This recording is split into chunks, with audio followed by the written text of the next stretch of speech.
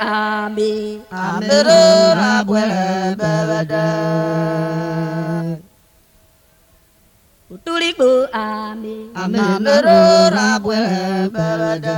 Oro Awafori bwe bebede. Jokba Kufu mabu ine. Owewe Akwano fumi swaguru. Rabuge Awaraye wakwana akwano. Wero kubyaso Onyabote numa yuruna.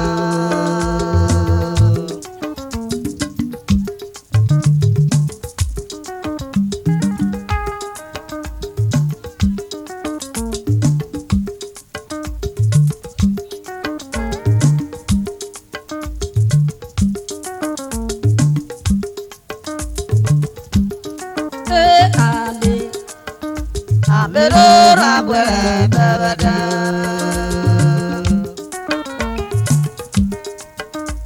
Utuliku ami Ado amenaro rabwe bebede.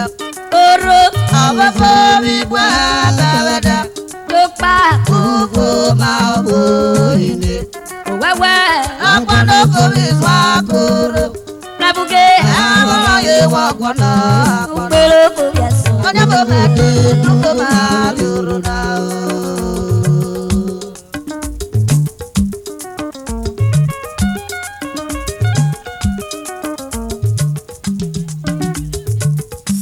Ọtí ayé òwúrọ̀ kò fòmìnì rò òwúrọ̀ kò fòmìnì rò òwúrọ̀ kò fòmìnì agbára mẹ́ yẹrẹ kó tọrọ gbogbo a òwúrọ̀ kò fòmìnì yẹ kó tọrọ rò ìdájà bí Nàìjíríà àsàràpọ̀ bàbà òwúrọ̀ kò fòmìnì rò. Urobome Amero raude no mapue Echo ya tara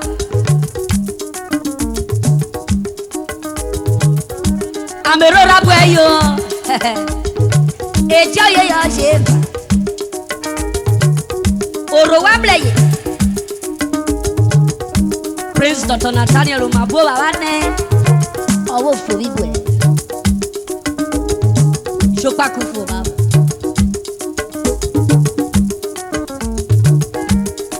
Eja bari koko mlona buge koko nyobura wo fobiri yoro sele de dufoma yoro we Mr. John Awalitefe and Mrs. Comfort Awalitefe a London-based etekwele wado ogene bi oko baba ogene pa wa penu wa o beru tebe meje beru to baba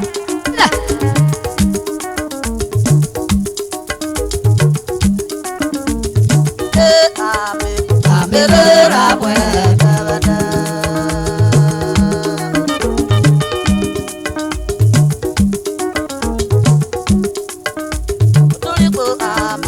Amero rabwe bebede.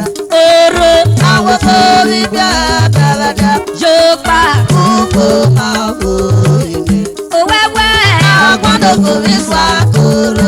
Rabuge Awaraye wakwana akwano. Wero kubyaso Onyabote numa yuruna.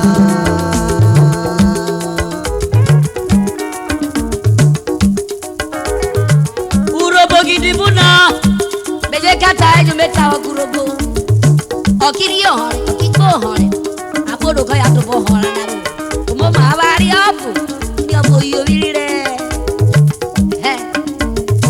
Oburo go fobiri ro Weduge Ikwala koke tutamu Alende bi ofobiri Ufo bakodi ro Eti ofia Beri ofobiri obi yari Liberia Oruje Ofomina Orera Jobore kwa beti Ajesaro lebiyo One example Emori nyamite Eje gbogbo yowu o Sẹlẹ́dẹ̀ dúfo máa ń bẹ́tọ́kọ̀ wà náà wéyìn o Ọ̀tọ̀bọ̀dí alẹ́dẹ̀rì òfò inú Òrèrè kó yòm Besira. Obolo fo wi kwaria no rere gbo. Obuno re ufo ba kwaria joro si ro wi tere mi. Ugogoro koru wa be roso. Ofo wi se be kwa. Ekwakwa. Rakor wo yere. Ofo wi se be wewo. Ofo wi weru kayo. Wamra kore yere. Ero ramlo fobi. O segbi kura yorwe. Ame do rabwe.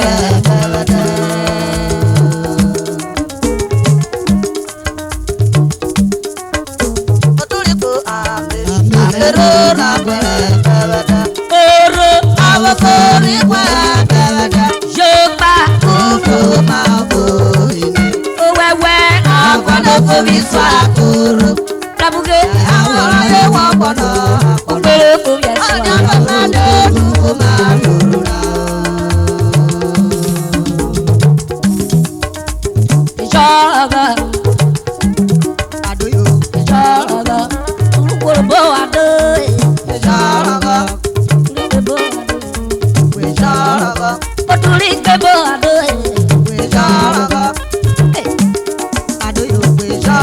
Pare abero la bue Isharaga Ambero la bue Isharaga Isharaga Adoyo Isharaga Aha Isharaga Isharaga Ambero la bue Isharaga Kabe owura popo video Isharaga Urobo wejaraga Isharaga Juche blavera Isharaga Isharaga Pike puro puke Isharaga Ovale pakona Isharaga Ibieru robo Isharaga Ovale brabo bioto Isharaga Kogura sago po video Isharaga Isharaga Ewo de du fo ma yo Isharaga Ufo manderu Isharaga Isharaga Isharaga Wana babro babi yota Isharaga Yada hada dia beru robo Isharaga Yale erowori shoshi Isharaga Wejaja ehia Isharaga Ufo mame kwanare Isharaga Ekwe daru nemena Isharaga Obora wamle yoruba Isharaga Isharaga Idabo weje de du foma Isharaga Ufoma gba gogo ya Isharaga Woma gba gogo ya Isharaga Isharaga Ufoma neroro bwe Isharaga Mefona bere ya fa Isharaga Robo Ona terio Isharaga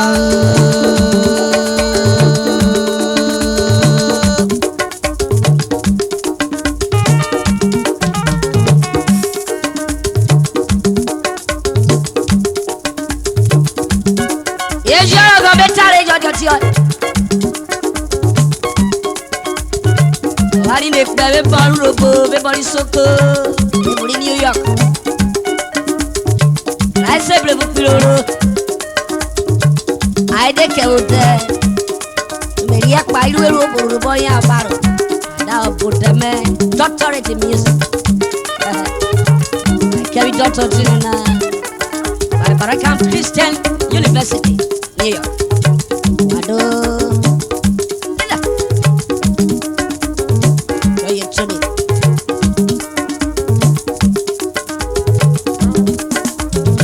Oh Royal Committee of Friends Ugele Data State Comrade Sonny Igbodudu aka Ice Water President here Comrade Samuel Aminokwe Vice President Mr. Victor Edoku Secretary General Comrade Taye Imoni Treasurer Comrade Monday Ekuriase Tutawado Kejawa Okewemi Oshoseme Wabeda Wabeda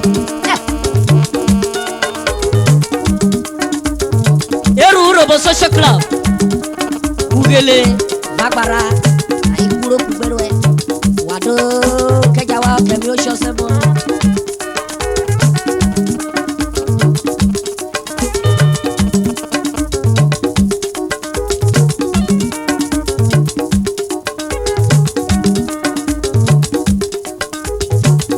Oju,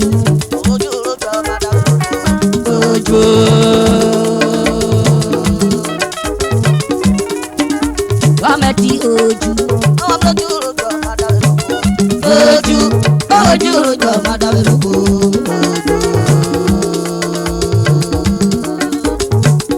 Ojoye, gọọmenti iri Nigeria, Oju Madaloko, gọọmenti iri Nigeria, Oshojata, Prince Dr. Natalia make a jello, no shaking, and then for Keko.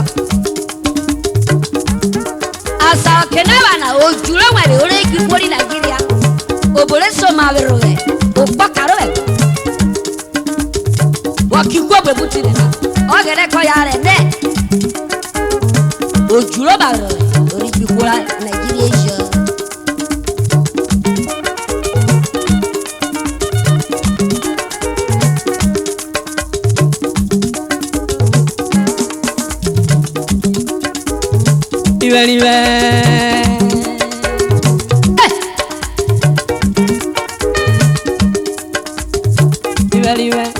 I'm a dear Nigeria, you know what we do. I'm a dear Nigeria, you know what we do. I'm a dear Nigeria, you know what we do.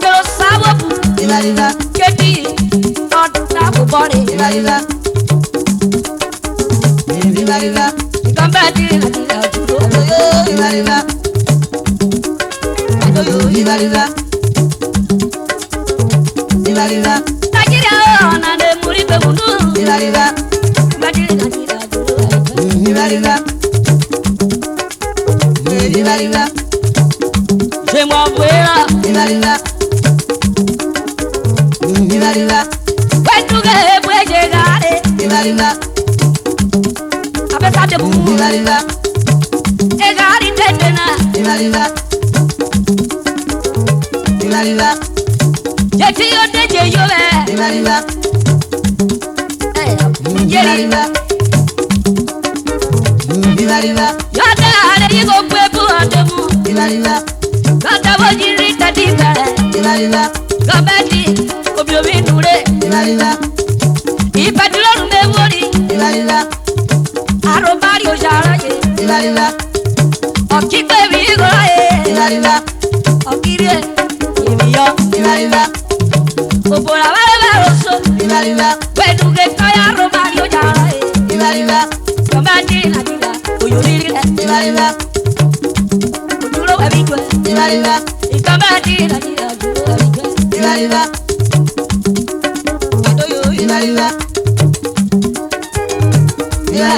Obi ya chale na riye ya pwe. Si avoke mo ebwe buru e. Gabadi la jira juru abijwe.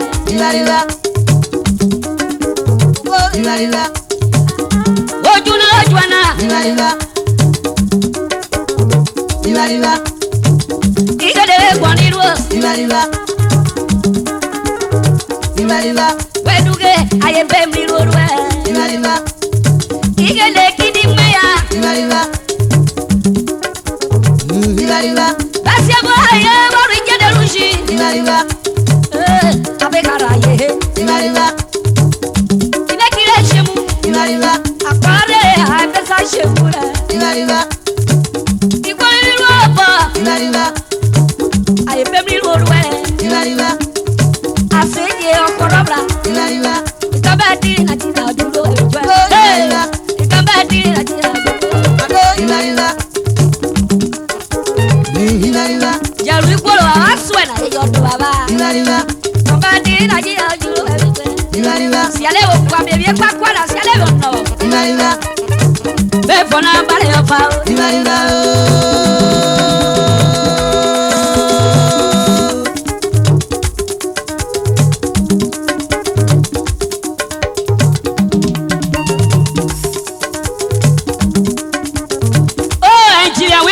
Korea, MD Williams and Son Nigeria Company, Africa, current president, Africa Youth Association. Williams. What they call him, I'm also there. For Africa and virus, contact Williams and Sons Nigeria Company, Africa based. Oje tu webi yo, ege le lori yako, etekwele.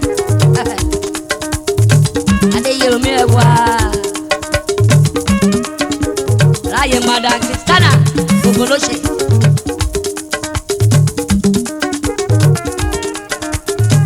Yodiro yo Engineer Jonathan Omonomo Adeyere Sunday Ogoloshe. All is well. Thank you.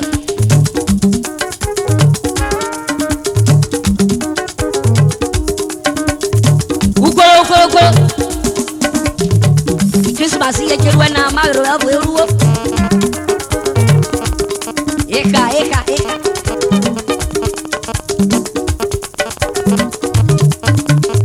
Ojideje yumbe obari de work na no look at it. Win thank the Lord. Multiple chief and Chiracho Orote Omene. Baba na Baba, remain blessed forever.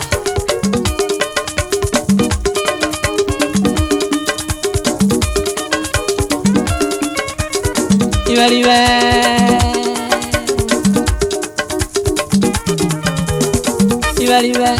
Badire na jira duro Iba.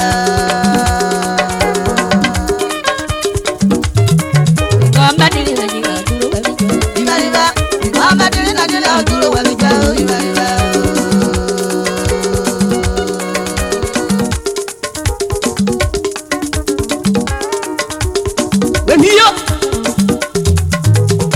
Let me hear the new dimension. Here I say, Baba. Bali tulimi onani Natalia biko isorogu. Mewa baye urobodu misino. But I know my real fans, my customer. I to bogo. Unless you me away, the customer me. When you they are for buri ma. Bebo I don't go and bring go the beer and I say beer the pizza. Una here?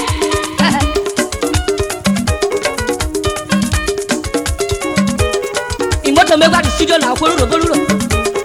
Ojo yi go. Ina la me osun na. Every studio na akoruro boluro. Ojo yi go.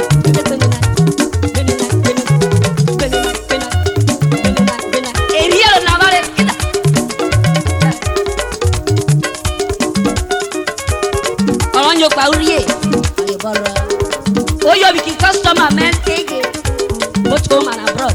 Elegy customer man, oh, you go about. You pay you for it. That is it. But I don't know that you got it. Oh, you show me what that.